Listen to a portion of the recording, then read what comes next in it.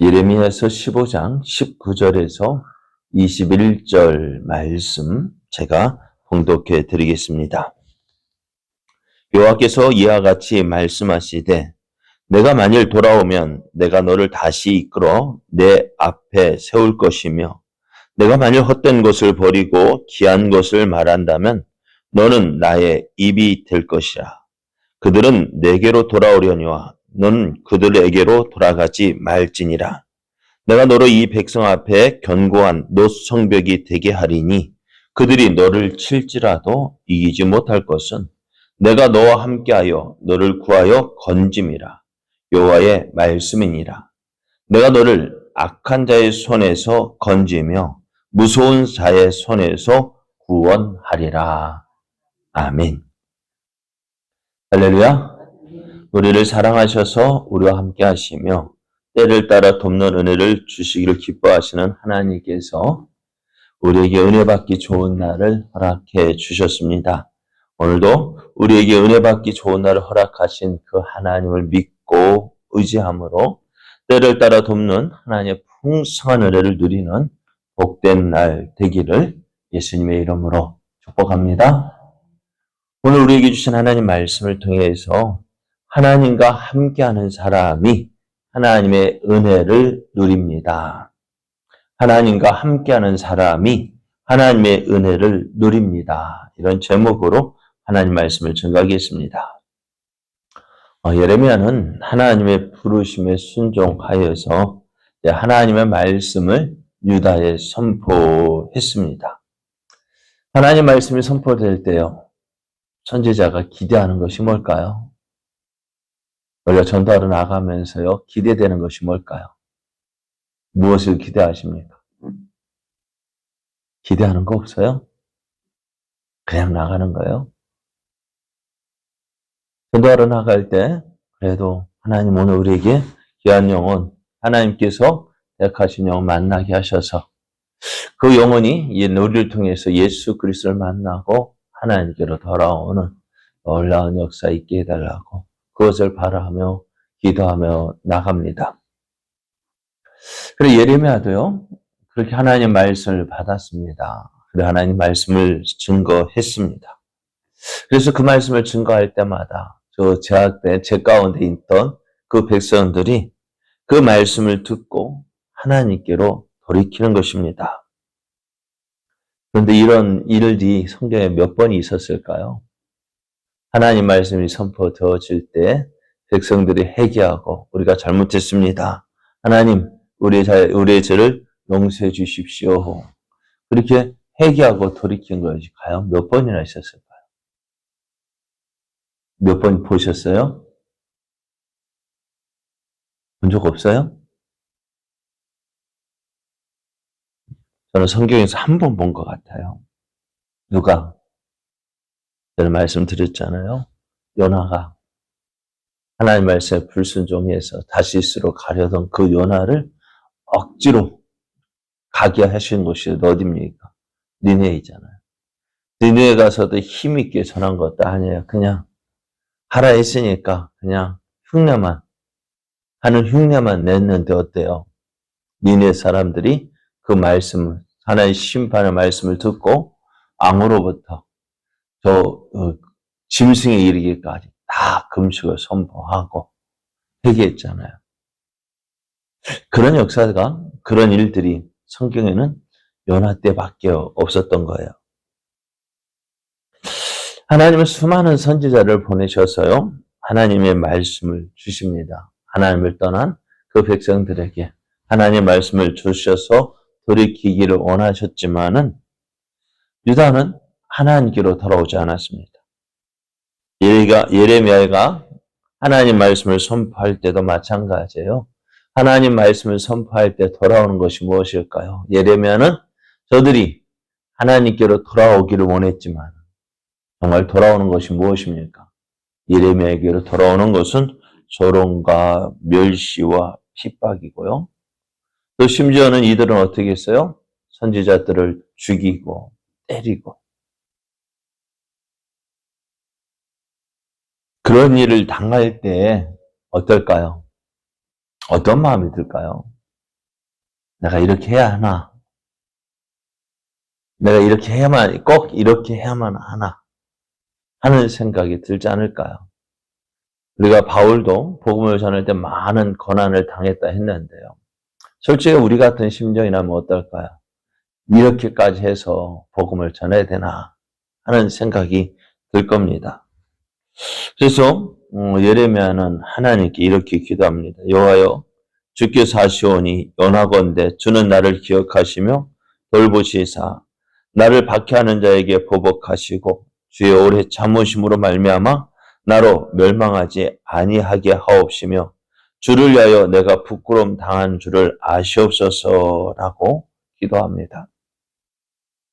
그러면서 참 그런 하나님을 믿고 의지해야 하는데요.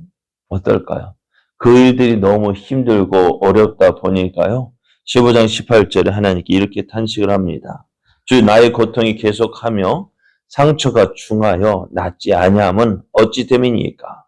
주께서는 내게 대하여 물이 말라서 속이는 신에 같으시리이까? 라고 묻습니다. 하나님, 내가 하나님의 복음 말씀을 들고 전하는데 내게 어떻게 힘든 일만 닥쳐오고 또 그로 인해서 고통이 계속되어지고 또 그 고통에 대한 상처들이 있는데 그 상처도 어떻게 그냥 가벼운 상처가 아니라 중한 상처란 말이에요. 근데 그 상처가 낫지 않을 때예요. 그러면서 하나님, 물이 말라서 속이는 신에 같으시리이까? 저 멀리서 보면은요, 사막을 가다 보면은 신기루 같은 것들이 보이죠. 네?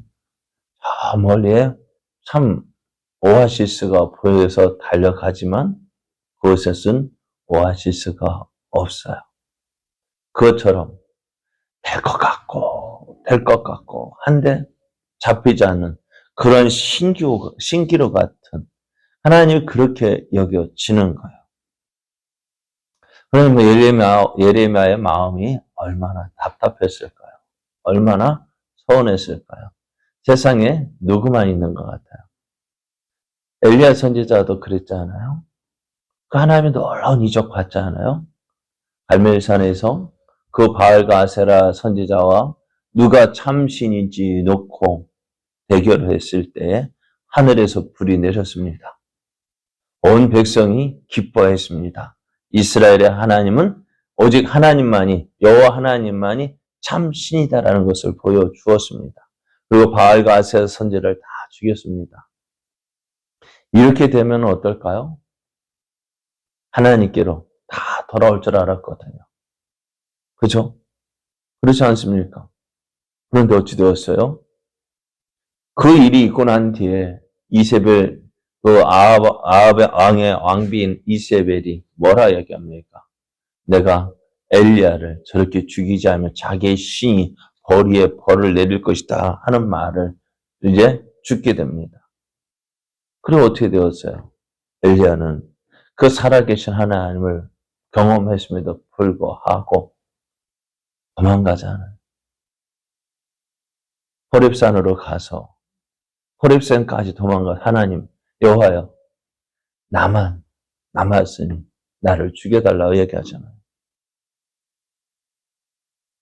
하나님 믿고 하나님 의지하며 하나님 말씀을 전하 이렇게 놀라운 경험을 했음에도 불구하고 변하지 않는 그 삶들을 볼 때에 참 힘들고 어렵습니다.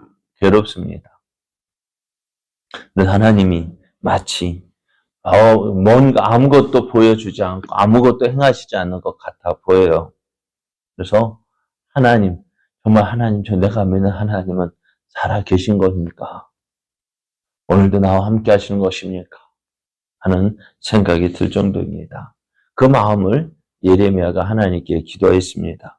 그러한 예레미야의 기도에 이렇게 말씀하셔요.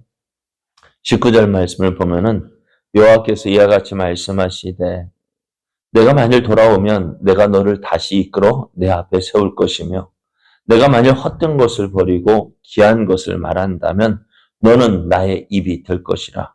그들은 내게로 돌아오려니와 너는 그들에게로 돌아가지 말지니라 하십니다. 선지자는요, 어떤 사람입니까? 하나님의 입장에서 하나님의 말씀을 하나님의 백성들에게 전하는 사람이 하나님의 선지자입니다. 근데 말씀을 전하다 보면 어떻다고요? 하나님 말씀을 전하는데요. 그 말씀을 전할 때 마음이 흔들리게 되어져요. 그래서 그 말씀을 듣는 백성들에 대해서 오해하게 되어지고 하나님 정말 일하고 계시는지 참 의심될 때도 있고요. 그래서 선지자는 어떻게 돼야 될까요? 그럼에도 하나님의 말씀을 증거해야 됩니다. 하나님 말씀을 하나님 입장에서 전해야 되는데요. 그런데 전하다 보면은 이런 마음에 듣는 사람 입장에 치우치게 되는 경우가 있어요. 사실 여러분 지난주에도 말씀드렸잖아요. 여러분 어떤 말씀 듣기를 원하십니까?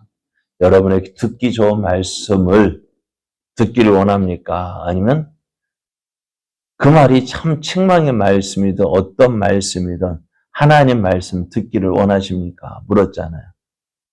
여러분 어떤 말씀 듣기를 원하신다 했어요? 예? 솔직하게.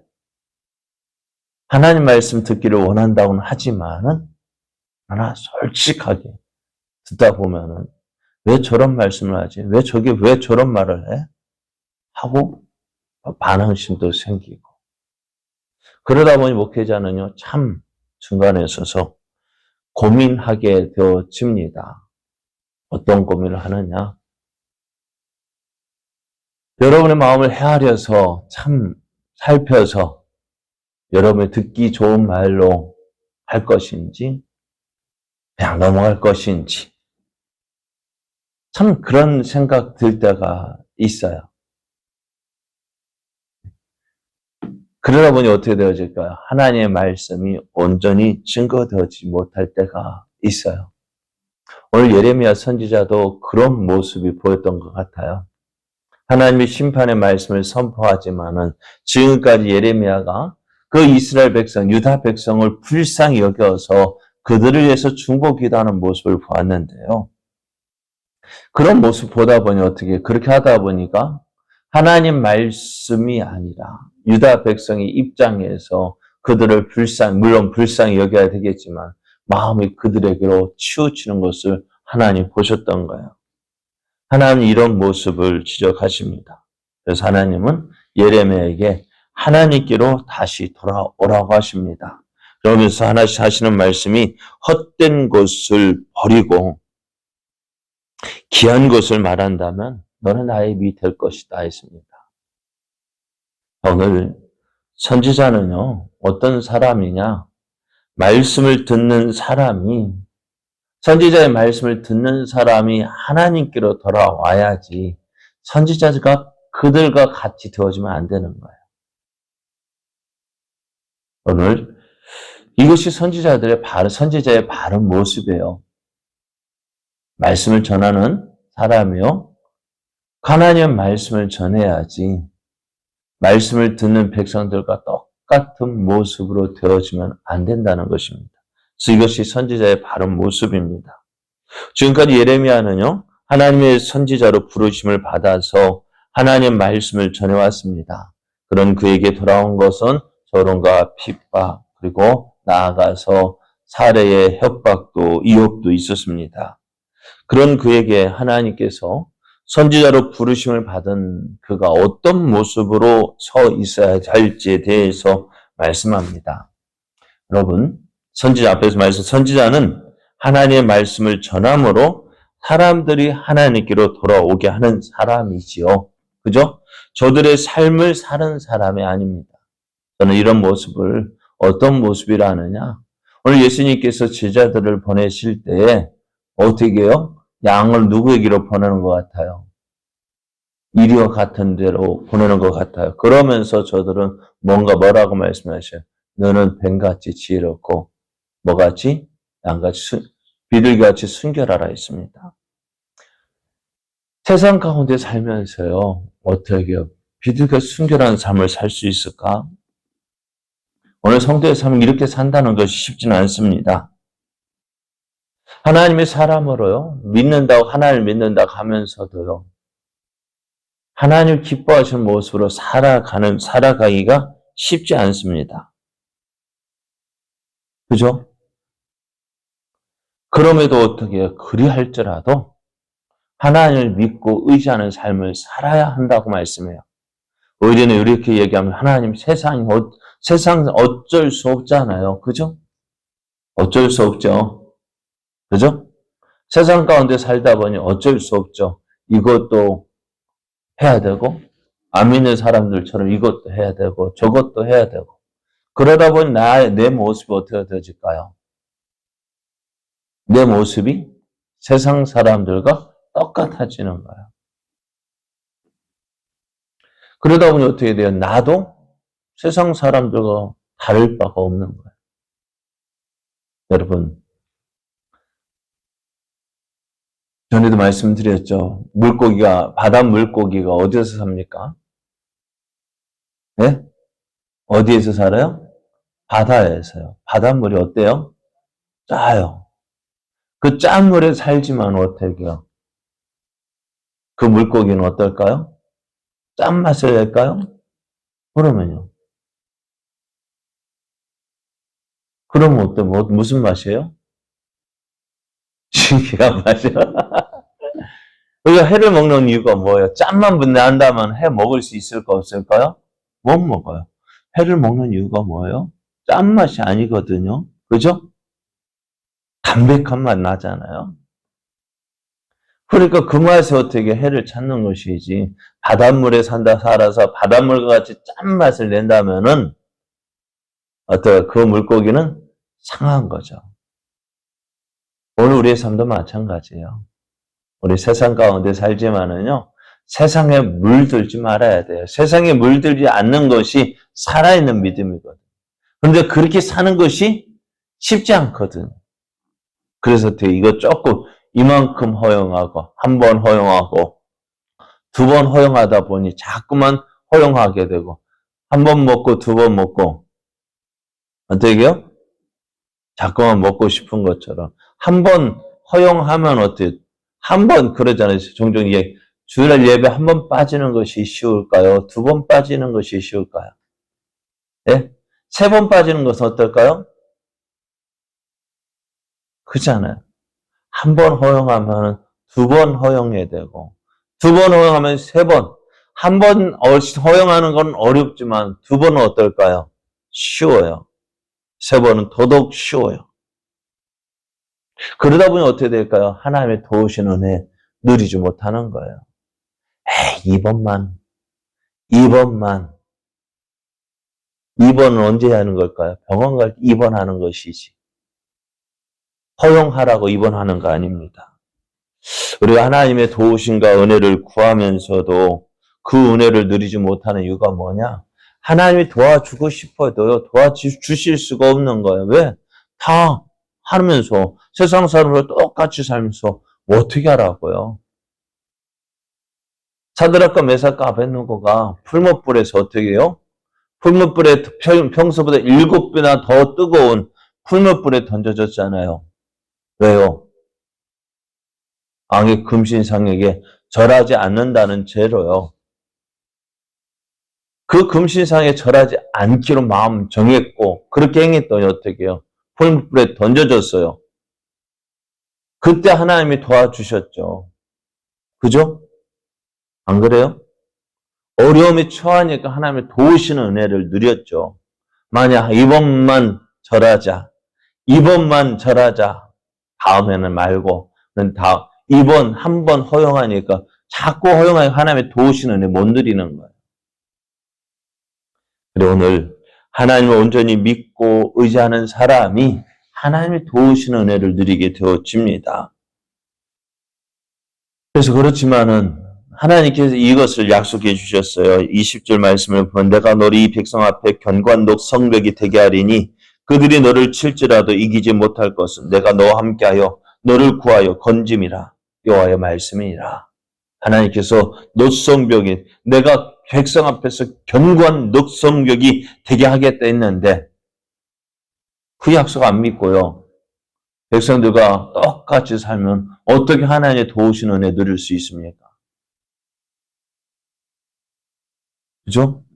믿음으로 사는 사람이 어떻다 하나님의 은혜를 누리게 되어집니다. 하나님이 약속하셨습니다. 그런데 예수님께서 하신 말씀이 뭡니까? 인자가 올 때에 세상에서 믿음을 보겠느냐?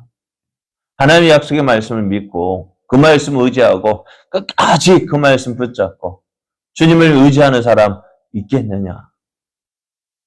오늘 이 말씀에 우리는 뭐라고 대답하시렵니까? 하나님께서 너 성벽이 되어서 너를 지켜주겠다, 보호해주겠다 했는데 과연 그 말씀을 믿고 그 말씀을 의지해서 오늘도 믿음으로 살아서 하나님의 도우시는 역사, 하나님의 지켜주시는 역사, 붙잡아 주시는 그 역사를 누릴 사람이 과연 몇 명이나 있을까? 오늘 하나님은 이런 사람 찾고 계셔요. 하나님의 도우시는 역사, 붙잡아 주시는 역사, 채워주시는 그 놀라운 은혜를 누리는 우리가 믿음으로 살아서 이러한 은혜를 누리는 저 여러분 되어지기를 예수님의 이름으로 축복합니다.